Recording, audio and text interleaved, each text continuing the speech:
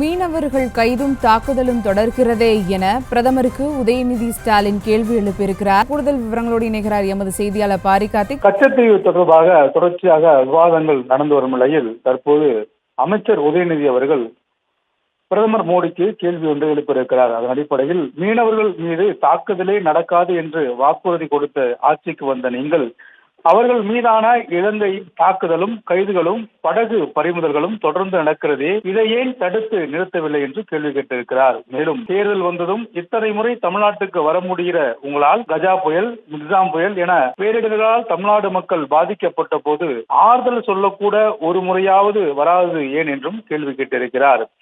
2 கோடி வேலைவாய்ப்புகள் தருகிறேன் என்ற உங்கள் வாக்குறுதி எங்கே போனது என்றும், இந்தியாவை 2020 வல்லரசு ஆக்குவேன் என்று நாள் குறித்தீர்களே, அதனை 27 ஆண்டுகள் தள்ளி போட்டது ஏன் என்றும் கேள்வி கேட்டிருக்கிறார்.